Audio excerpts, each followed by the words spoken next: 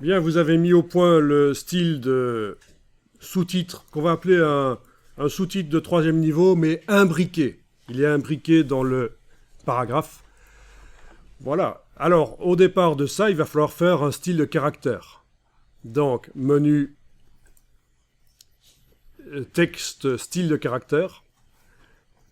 Vous sélectionnez la totalité ou ne fût-ce qu'une partie des caractères, ça n'a pas d'importance, puisqu'ils sont tous pareils les caractères là.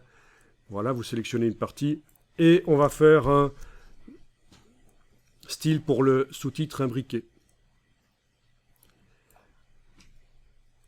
Donc, nouveau style de caractère. D'après aucun, et je l'appelle titre de troisième niveau. Et je vais dire qu'il est imbriqué. Voilà. OK. Autre chose à propos de la couleur que j'ai créée, je vais aller lui donner un nom particulier. Comme ça, si je veux modifier rien que la couleur des titres de troisième niveau, je pourrais le faire par le nuancier. En double-cliquant sur la couleur, je n'aurai pas besoin d'aller modifier le style de caractère. Alors, menu, fenêtre, couleur, nuancier. Donc, la couleur que j'ai créée, elle est là en bas. Tant que j'y suis, je vais aller double-cliquer sur elle. Décocher, nommer selon la valeur chromatique. L'appeler couleur pour titre de troisième niveau imbriqué. Vous n'êtes pas obligé de taper autant que moi.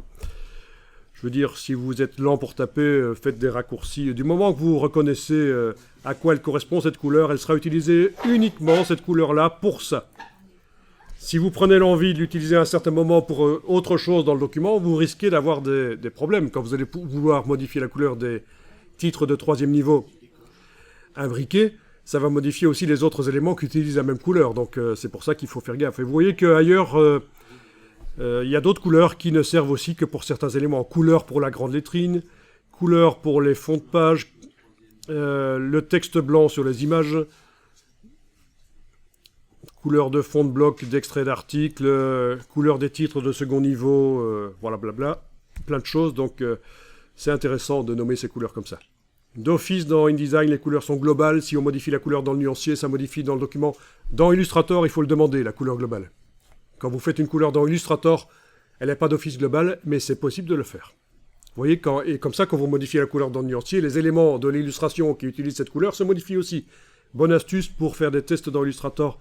Vous pouvez choisir des couleurs pourries au départ et vous les modifiez après dans le nuancier. Et vous prenez votre temps de choisir les bonnes couleurs.